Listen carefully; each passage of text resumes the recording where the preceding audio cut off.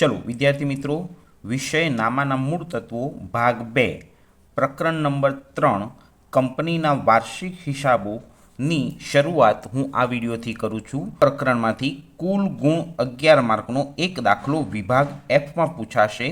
जो तमारे परीक्षा में आ दाखलो गणवो होय तो सौ प्रथम आ प्रकरणनी थियरी तैयार करवी पड़शे। तो हूँ आ प्रकरणनी थियरी आ विडियोथी शरू करूँ छूँ। चलो, कोईपण धंधाकीय एकम एटले कंपनी वर्षना अंते वार्षिक हिसाबों तैयार करे त्यारे नीचे मुजबना मुख्य 3 नाणाकीय पत्रकों तैयार करे छे। आपणे धोरण 11 मां अने धोरण 12 ना भाग 1 में वार्षिक हिसाबों तैयार कर्या हता अने एनी अंदर वेपार खातुं तैयार थाय, नफा नुकसान खातुं तैयार थाय, नफा नुकसान फाळवणी खातुं, भागीदारोना मूडी खाता अने पाकું સરવૈયું तैयार थतुं हतुं। ए ज रीते कंपनी मुख्य 3 नाणाकीय पत्रकों तैयार करे छे। ए 3 पत्रकोना नाम अने एनी थियरी पहला आपणे शीखी लईए। नाणाकीय पत्रकों में पहलू पत्रक है नफा नुकसाननु पत्रक। नफा नुकसाननु जे पत्रक है एनु बीजू नाम कंपनी आवकना पत्रक तरीके पण ओळखे छे। नफा नुकसान खाता ने ए आवकना पत्रक तरीके पण ओळखे छे। आ नफा नुकसान खातुं अथवा तो आवकनु पत्रक शा माटे तैयार थाय छे, एनो उद्देश शुं छे तो मैं एक लाइन में लख्यो छे कंपनीनो नफो कि नुकसान जाणवानो छे। वर्षना अंते कंपनी में केटलो नफो थयो कि केटલું नुकसान थयुं ते जाणवानो छे। हवे सेकंड नंबरनु पत्रक ए पाकું સરવૈયું तैयार करे छे। पाकું સરવૈયું तैयार करवानो उद्देश शुं छे तो मैं एक लाइन में लख्यो छे कि वर्षना अंते कंपनीनी आर्थिक स्थिति केवी छे ते जाणवानो तेनो मुख्य उद्देश छे। माटे वर्षना अंते कंपनी पोतानुं पाकું સરવૈયું तैयार करे छे। स्टेप रोकड़ प्रवाह पत्रक। रोकड़ प्रवाह पत्रक ए कंपनीए फरजियात तैयार करवू पड़े छे। कंपनी में आवती रोकड़ एटले कंपनी में वर्ष दरमियान केटली रोकड़ आई अने कंपनी मांथी जती रोकड़ एटले कि कंपनी मांथी वर्ष दरमियान केटली रोकड़ गई तेनो प्रवाह जाणवा माटे रोकड़ प्रवाह पत्रक तैयार करवामां आवे छे। आ स्टेपनो अभ्यास चेप्टर नंबर 6 में करवामां आवशे। आ प्रकरणनी अंदर रोकड़ प्रवाह पत्रक तैयार करवानुं नथी। चलो, तो सौ प्रथम आपणे आ प्रकरणमांथी कंपनीनुं पाकું સરવૈયું केवी रीते तैयार करवुं ने एनो अभ्यास शरू करीए। तो धोरण 11 मांनी अंदर अने 12 मांनी अंदर आपणे पाकું સરવૈયું तैयार करेलुं ज छे। ए पाका सरवैयानी अंदर एना 2 मुख्य शीर्षक हता। तो एक शीर्षक एवुं हतुं कि मूडी देवा अने बीजुं शीर्षक हतुं मिलकत लेणा। आ धोरण 11 माना अने 12 माना वार्षिक हिसाब में पाका सरवैयामां आ ज रीतना शीर्षक आपता हता। पण हवे कंपनी छे ने एनुं पाकું સરવૈયું जे तैयार करे ने एनुं शीर्षकनुं नाम बदली नाखे छे। ए मूडी अने देवाना बदले इक्विटी अने जवाबदारी शब्द लखे छे। आ मूडी एटले ज इक्विटी अने देवा एटले ज जवाबदारी। तो हवे आपणे कंपनीना संदर्भमां ज्यारे वार्षिक हिसाब तैयार करीशुं त्यारे इक्विटी अने जवाबदारी एवुं शीर्षक आपीशुं। पाका सरवैयानुं शीर्षक शुं आपीशुं? इक्विटी अने जवाबदारी। ए ज रीते मिलकतो अने लेणा शब्द लखवाने बदले हवे आपणे मात्र मिलकतो शब्दनो ज उपयोग करीशुं। मात्र मिलकतो। चलो विद्यार्थी मित्रों, हवे 126 नंबरना पेज पर दरेक विद्यार्थी आ एक फॉर्मेट ने ध्यानथी जोवे। तमे टेक्स्टबुकनी अंदर 126 नंबरनुं पेज काढो अने त्यां आगळ इक्विटी अने जवाबदारी साइडनुं आ एक फॉर्मेट छे जेने आपणे पहला मूडी अने देवा कहेता हता। हवे कंपनी अने इक्विटी अने जवाबदारी कहे छे। एना फॉर्म्युला समजवाना छे, एना शीर्षको समजवाना छे अने एना पेटा शीर्षकोनी समजूती मेळवવાની छे। तो इक्विटी अने जवाबदारी बाजू आ एनुं पाका सरवैयानुं शीर्षक कहेवाय।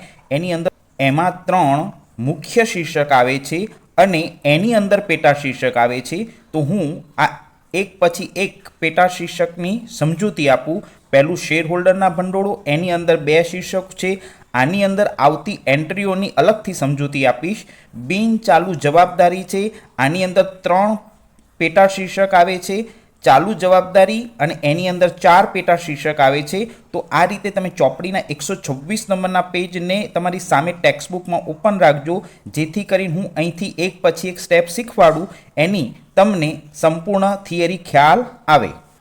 चलो, दरेक विद्यार्थी मित्रों चोपड़ीना 126 नंबरना पेज पर तमे ध्यान राखजो। हूँ અહીંથી इक्विटी अने जवाबदारीनी थियरी शरू करूँ छूँ। एमां आ પાકા સર્વેનું શીર્ષક છે એના પેટા શીર્ષકોની સમજૂતી શરૂ કરું છું. તો પહેલું શીર્ષક છે શેર હોલ્ડરના ભંડોળો. શેર હોલ્ડરના ભંડોળો એટલે કંપનીના સાચા માલિકો જ કંપનીના શેર હોલ્ડર કહેવાય. એટલે કંપનીના માલિકોના રૂપિયા કેટલા છે કંપનીમાં એને કંપનીના શેર હોલ્ડરના ભંડોળ તરીકે ઓળખવામાં આવે છે. તો કંપનીના શેર હોલ્ડરના ભંડોળોની અંદર પેટા શીર્ષકની અંદર એક શેર મૂડીનું ટાઇટલ આવે છે, એક અનામત અને વધારાનું ટાઇટલ આવે છે. તમે દરેક જણ 126 નંબરના પેજ ઉપર શેર હોલ્ડરના ભંડોળોની અંદર બે પેટા શીર્ષકો ધ્યાનથી જુઓ. એક શેર મૂડીનું શીર્ષક હશે અને એક અનામત અને વધારાનું શીર્ષક હશે. તો આ શીર્ષકની નીચે કઈ એન્ટ્રી લખવી એનો અભ્યાસ હવે આપણે શરૂ કરીએ.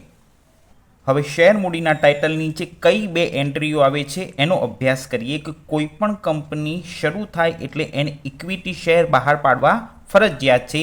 એટલે ઇક્વિટી શેર મૂડી એ શેર મૂડીના ટાઇટલ નીચે આવશે. તેમજ કંપનીને વધારાની મૂડીની જરૂર પડે તો કંપની પ્રેફરન્સ શેર પણ બહાર પાડી શકે છે. તો શેર મૂડીના ટાઇટલ નીચે બે પ્રકારની શેર મૂડી આવે, એક ઇક્વિટી શેર મૂડી આવે અને એક પ્રેફરન્સ શેર મૂડી આવે. હવે એ જ રીતે એનું બીજું ટાઇટલ છે અનામત અને વધારો. કંપની પોતાના ભવિષ્યના વિકાસ માટે કંપનીના નફામાંથી જે રકમ અલગ રાખે છે એને અનામતો કહે છે અને વધારો એટલે નફા નુકસાન ખાતાની જમા બાકી. તો આ બંને રકમ કંપનીના માલિકોની જ છે. તો આ ટાઇટલની નીચે કઈ એન્ટ્રી આવે ને એની સમજૂતી શરૂ કરું. તો અનામતોની અંદર એક સામાન્ય અનામત, એક મૂડી અનામત, અનામત ભંડોળ, કારીગર અકસ્માત વળતર ભંડોળ, રોકાણ વધઘટ ભંડોળ, નફા નુકસાન ખાતાની જમા બાકી એટલે જ નફા નુકસાન ખાતાનો વધારો અને એટલે જ નફા નુકસાન ખાતાનો નફો. જો તમને આમાંથી કોઈ પણ ખાતાનું નામ પરીક્ષામાં દેખાય તો એ અનામત અને વધારાના ટાઇટલની નીચે લખવું પડે. પરીક્ષામાં આટલી દરેકે દરેક અનામત એક જ દાખલામાં પૂછાશે નહીં, પણ આમાંથી જો કોઈ અનામત પૂછાય તો એની અસર તમારે અનામત અને વધારાના ટાઇટલની નીચે આપવી પડે. તો અહીંયા આગળ શેર હોલ્ડરના ભંડોળોની નીચે બે પ્રકારના સ્ટેપ પૂરા થયા. એક શેર મૂડીનું ટાઇટલે સમજાવી દીધું અને એક અનામત અને વધારાનું ટાઇટલ પણ સમજાવી દીધું. હવે નેક્સ્ટ ટોપિક બિનચાલુ જવાબદારીનો અભ્યાસ કરીએ. ચલો હવે વિદ્યાર્થી મિત્રો હું અહીંયા આગળ સેકન્ડ નંબરના પોઈન્ટની થિયરી શરૂ કરું છું. તમે દરેક વિદ્યાર્થી ટેક્સ્ટબુકમાં 126 નંબરના પેજ ઉપર ધ્યાન રાખજો. હું હવે બિનચાલુ જવાબદારીના ટાઇટલોની સમજૂતી શરૂ કરું છું. બિનચાલુ જવાબદારી એટલે કે જે દેવું ચૂકવવાનો સમય 1 વર્ષથી વધારે હોય તો તેને બિનચાલુ જવાબદારી તરીકે ઓળખવામાં આવે છે. એનું બીજું નામ લાંબા ગાળાની જવાબદારી એટલે લાંબા ગાળાના દેવા એટલે જ લાંબા ગાળાની જવાબદારી. પરીક્ષામાં કોઈ વિદ્યાર્થીએ આ ટાઇટલ નથી લખવાનું, આ ખાલી સમજવા માટે લખ્યું છે કે દેવું ચૂકવવાનો સમય 1 વર્ષથી વધારે હોય તો તે લાંબા ગાળાની જવાબદારી કહે છે. પણ એને કંપનીના સંદર્ભમાં લખવું હોય તો બિનચાલુ જવાબદારી તરીકે જ લખવાનું છે. આ મુખ્ય શીર્ષકની નીચે 3 પેટા શીર્ષક પડે છે. એ 3 પેટા શીર્ષકોના પહેલાં નામ જોઈ લઈએ અને પછી એની થિયરી તૈયાર કરીએ. તો નંબર 1માં લાંબા ગાળાના ઉછીના નાણાં. કંપનીને નાણાંની જરૂર પડે અને કંપની બહારથી કોઈ પણ વ્યક્તિ, સંસ્થા કે બેંક પાસેથી ઉછીની રકમ લે તો તે લાંબા ગાળાના ઉછીના નાણાંના ટાઇટલ નીચે આવે છે. હવે એ જ રીતે અન્ય લાંબા ગાળાની જવાબદારી. કંપનીએ કોઈ પણ વ્યક્તિઓ પાસેથી ઉછીની રકમ લીધી હોય અને પરત કરતી વખતે એના કરતાં પણ વધારે રકમ પરત કરવી પડે તો તે જવાબદારીને અન્ય લાંબા ગાળાની જવાબદારી તરીકે ઓળખવામાં આવે છે. લાંબા ગાળાની જોગવાઈ એટલે ભવિષ્યમાં કંપનીના કર્મચારીઓને અથવા તો કોઈ પણ રકમ ચૂકવવાની હોય તો એના માટે કંપની લાંબા ગાળાની જોગવાઈ કરે છે. તો એ દરેકે દરેક જોગવાઈ આ ટાઇટલની નીચે આવશે. હવે પહેલા પેટા શીર્ષકમાં લાંબા ગાળાના ઉછીના નાણાંમાં કયા મુદ્દાઓનો સમાવેશ થાય છે એની હું તમને સમજૂતી શરૂ કરું. તમે દરેક વિદ્યાર્થીઓ ટેક્સ્ટબુકની અંદર આ ટાઇટલ જુઓ ને આ ટાઇટલની નીચે કઈ એન્ટ્રીઓ આવે ને એનો અભ્યાસ કરવાનો છે. જ્યારે તમે આ થિયરીનો વિડીયો સાંભળતા હોવ ત્યારે વિડીયો અટકાવીને આ ટાઇટલ પણ નોટબુકમાં લખી દેજો અને એની નીચે આવતી એન્ટ્રીઓ પણ લખી દેજો, જેથી કરીને આખું થિયરીનું સ્ટેપ તૈયાર થઈ જાય. તો લાંબા ગાળાના ઉછીના નાણાંમાં પહેલું આવે ડિબેન્ચર. કંપનીનું દેવું છે, કંપની ઉછીના નાણાં લે છે અને એ નાણાં ભવિષ્યમાં 5-10 વર્ષ પછી ચૂકવવાના હોય છે, માટે તે લાંબા ગાળાનું દેવું કહેવાય. હવે તે જ રીતે લાંબા ગાળાની લોન, આપણે કોઈ પણ બેંક અથવા તો કોઈ પણ નાણાકીય સંસ્થા પાસેથી લોન લઈએ તો તે લાંબા ગાળાની લોન આ લાંબા ગાળાના ઉછીના ટાઇટલની નીચે આવે. તે ઉપરાંત જાહેર થાપણો એટલે જાહેર જનતા પાસેથી કંપનીએ ઉછીની લીધેલી રકમ એટલે જાહેર થાપણો. અને ચોથું સ્ટેપ આવે છે બોન્ડ. આ બોન્ડ પણ લાંબા ગાળાના ઉછીના નાણાંના ટાઇટલ નીચે જ આવશે. તો 4 એન્ટ્રીઓ ડિબેન્ચર, બેંક લોન, જાહેર થાપણો અને બોન્ડ એ લાંબા ગાળાના ઉછીના નાણાં છે. હવે એનું સેકન્ડ નંબરનું ટાઇટલ અન્ય લાંબા ગાળાની જવાબદારીનો અભ્યાસ કરીએ. બિનચાલુ જવાબદારીમાં એનું સેકન્ડ નંબરનું ટાઇટલ છે અન્ય લાંબા ગાળાની જવાબદારી. એટલે કંપનીએ જે દેવું કર્યું છે એ દેવું એના કરતાં વધારે રકમથી પરત કરવું પડે તો એને અન્ય લાંબા ગાળાની જવાબદારી કહેવાય છે. જેમ કે ડિબેન્ચર પરત પ્રીમિયમ એટલે કંપનીએ જે ડિબેન્ચર નામનું દેવું કર્યું હોય, 100 રૂપિયાનું દેવું કર્યું હોય, પણ પરત કરતી વખતે જો 110 પરત કરવાના હોય તો તે વધારાની જે 10 રૂપિયાની રકમ પરત કરવી પડે છે ને એને પરત પ્રીમિયમ કહે છે. અને એ ભવિષ્યમાં પરત કરવાની હોય છે, માટે એ અન્ય લાંબા ગાળાની જવાબદારીના ટાઇટલ નીચે આવે છે. એ જ રીતે પ્રેફરન્સ શેર પરત પ્રીમિયમ, ડિબેન્ચર પરત પ્રીમિયમ અને પ્રેફરન્સ શેર પરત પ્રીમિયમ, આ બંને પરત પ્રીમિયમ એ લાંબા ગાળાની જવાબદારીના ટાઇટલ નીચે આવશે. હવે આનું ત્રીજું સ્ટેપ સમજીએ. લાંબા ગાળાની જોગવાઈઓ એટલે કે ભવિષ્યમાં કંપનીના કર્મચારીઓને જે રકમ ચૂકવવાની બાકી હોય તે દરેકે દરેક રકમને લગતા ખાતા લાંબા ગાળાની જોગવાઈના ટાઇટલ નીચે આવશે. એમાંનું પહેલું સ્ટેપ છે કામદાર નફા ભાગ ભંડોળ. આ ભાગીદારી પેઢીના પ્રવેશ અને નિવૃત્તિમાં ખાતું આવી ગયું છે કે પેઢીનું દેવું છે જે ભવિષ્યમાં કર્મચારીને પરત કરવું પડશે. કામદારોના બચત ખાતા એટલે કામદારોએ પોતાના પગારમાંથી જે રકમ બચાવી છે એ નિવૃત્ત થાય ત્યારે એને પરત કરવી પડે એટલે કામદારોના બચત ખાતા. પછી ગ્રેજ્યુટી ફંડ, કર્મચારીને એની સારી નોકરી બદલ જે રકમ ચૂકવવી પડે એને ગ્રેજ્યુટી ફંડ કહે. એ રિટાયર થાય ત્યારે એને ગ્રેજ્યુટી મળે. એ જ રીતે એને પ્રોવિડન્ટ ફંડ ચૂકવવું પડે, એ જ રીતે એને પેન્શન ફંડ પણ ચૂકવવું પડે. તો આ બધી જ રકમ ભવિષ્યમાં કર્મચારીને ચૂકવવાની છે. એટલે કર્મચારીને ચૂકવવાની રકમનો કોઈ પણ મુદ્દો પૂછાય, કોઈ પણ ખાતું પૂછાય તો તે લાંબા ગાળાની જોગવાઈના ટાઇટલ નીચે તમારે લખવાનું. હવે ઇક્વિટી અને જવાબદારી બાજુનું આ થર્ડ નંબરનું ટાઇટલ છે ચાલુ જવાબદારી. આ ચાલુ જવાબદારી એટલે ટૂંકા ગાળાની જવાબદારી. જે દેવું ચૂકવવાનો સમય 1 વર્ષથી ઓછો હોય એટલે જ એને ચાલુ જવાબદારી કહે છે. ચાલુ જવાબદારીને મેં બ્રેકેટમાં લખ્યું છે ટૂંકા ગાળાની જવાબદારી પણ કહેવામાં આવે છે. પણ પરીક્ષામાં દરેક વિદ્યાર્થીએ એક બાબત યાદ રાખવાની કે ટૂંકા ગાળાની જવાબદારી એવો શબ્દ લખવાનો નહીં, પણ ચાલુ જવાબદારી એવું ટાઇટલ બનાવવાનું. હવે આ મુખ્ય ટાઇટલ નીચે 4 પેટા ટાઇટલ આવે છે. એક ટૂંકા ગાળાના ઉછીના નાણાં, વેપારી દેવા અને અન્ય ચાલુ જવાબદારી, અને ચોથું ટાઇટલ ટૂંકા ગાળાની જોગવાઈઓ. આ 4 પેટા ટાઇટલની નીચે આવતી એન્ટ્રીઓ હું સમજાવું તો પહેલું સ્ટેપ છે ટૂંકા ગાળાના ઉછીના લીધેલા નાણાં. જે નાણાં લેવાનો સમય 1 વર્ષથી ઓછો હોય એ બધા જ ટૂંકા ગાળાના ઉછીના નાણાંના ટાઇટલ નીચે આવશે. તો હવે ટૂંકા ગાળાના ઉછીના નાણાંના ટાઇટલ નીચે આવતા ખાતાઓની સમજૂતી મેળવીએ. તો એમાં પહેલું ખાતું છે ટૂંકા ગાળાની લોન. ટૂંકા ગાળાની લોન એટલે કે જેનો સમય 12 મહિનાથી ઓછો બાકી રહ્યો હોય એ ટૂંકા ગાળાની લોન કહેવાય. એવું બીજું સ્ટેપ છે બેંક ઓવરડ્રાફ્ટ અને ત્રીજું સ્ટેપ છે કેશ ક્રેડિટ. બેંક વેપારીને ટૂંક સમય માટે જે નાણાં વાપરવા આપે એને કેશ ક્રેડિટ અથવા તો બેંક ઓવરડ્રાફ્ટ પણ કહેવામાં આવે છે. હવે ટૂંકા ગાળાની લોનની પાછળ સમયને ધ્યાનમાં રાખી અને ગણતરી કરવાની.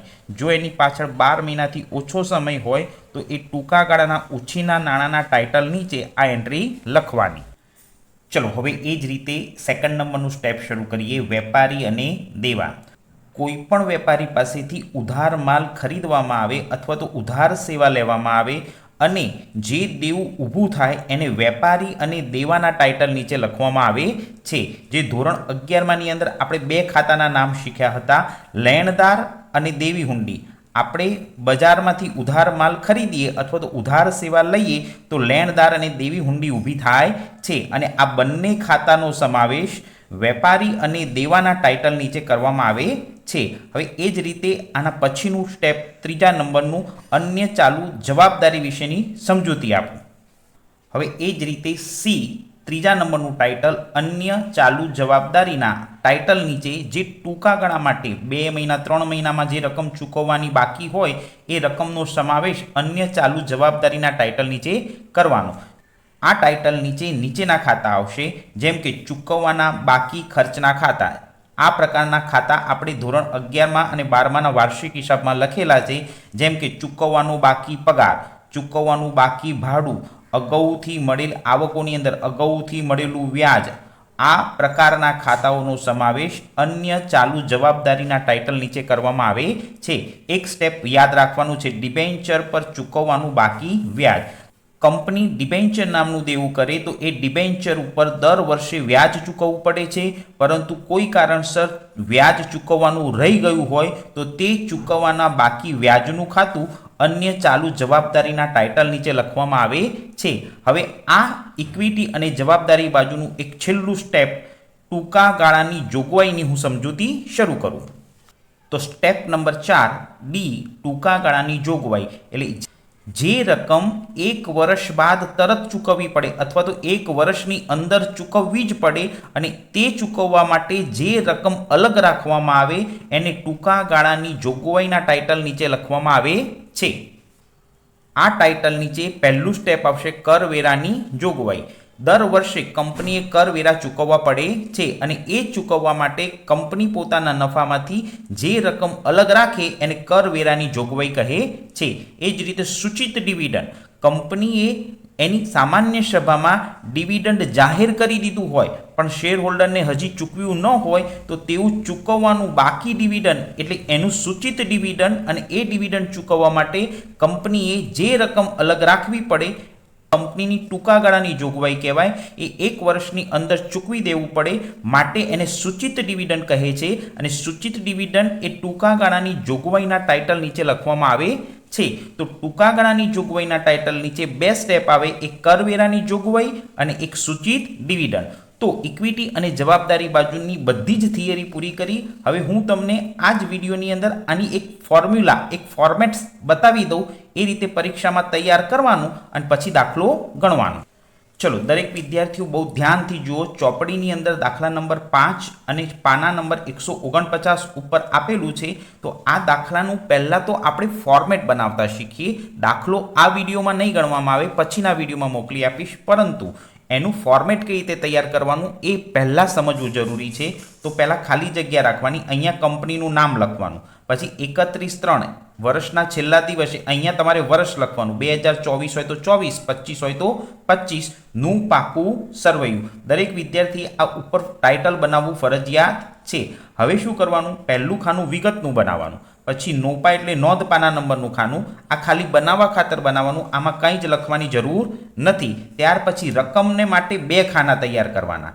પહેલી કોઈ પણ એન્ટ્રી લખવી હોય તો આ ઇનર કોલમ, આ પહેલા ખાનાની રકમ છે આનો ઉપયોગ કરવાનો, આ ખાનાનો ઉપયોગ કરવાનો. પછી જ્યારે ફાઇનલ સરવાળો કરીને જવું હોય ત્યારે જ બીજા ખાનાનો ઉપયોગ કરવાનો. તો આ 2 ખાના રકમના બનાવવાના, નોપાનું ખાનું બનાવવાનું અને વિગતનું ખાનું બનાવવાનું. હવે દાખલો ગણતા પહેલાં તમારે ઇક્વિટી અને જવાબદારી બાજુ તૈયાર કરવી હોય તો પહેલાં એના સ્ટેપ બાય સ્ટેપ જે એન્ટ્રીઓ આવે છે એ એન્ટ્રીઓ લખી દેવાની અને પછી જ દાખલાની ગણતરી કરવાની. તો હું સૌપ્રથમ કેવી રીતે ફોર્મેટ પરીક્ષામાં લખું એ તમને બતાવું અને પછી આપણે એનો દાખલો ગણીશું. ચલો, જો શક્ય બને તો દરેક વિદ્યાર્થીઓ પોતાની નોટબુકમાં આ રીતનું ફોર્મેટ બનાવે અને અહીંથી ટાઇટલો લખવાની શરૂઆત કરે. તો પહેલું પાકા સર્વેનું ટાઇટલ છે ઇક્વિટી અને જવાબદારી, જેને તમે 11મા ધોરણમાં મૂડી અને દેવા તરીકે ઓળખતા હતા. આને પાકા સર્વૈયાનું શીર્ષક અથવા તો ટાઇટલ કહેવાય.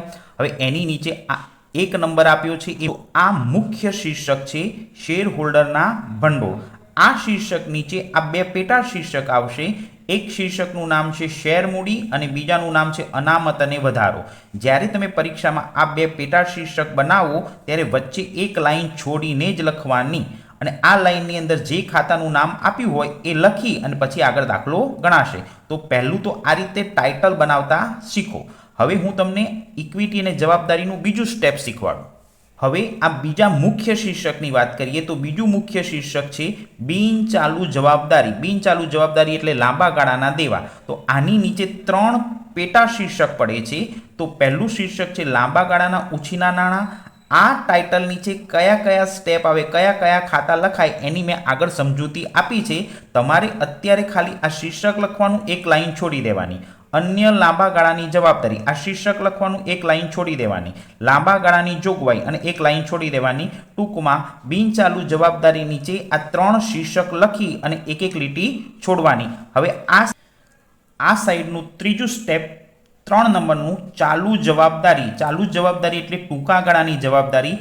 આ મુખ્ય શીર્ષક નીચે 4 પેટા ટાઇટલ અથવા તો 4 પેટા શીર્ષક પડે છે. એક ટૂંકા ગાળાના ઉછીના નાણાં, એક લીટી છોડવાની. વેપારી અને દેવા, એક લીટી છોડવાની. અન્ય ચાલુ જવાબદારી, એક લીટી છોડવાની. અને ટૂંકા ગાળાની જોગવાઈ અને એક લીટી છોડી દેવાની. આ રીતે 4 સ્ટેપ તમારે તમારી નોટબુકમાં લખી દેવાના અને પછી રકમો લખવાની શરૂઆત કરવાની.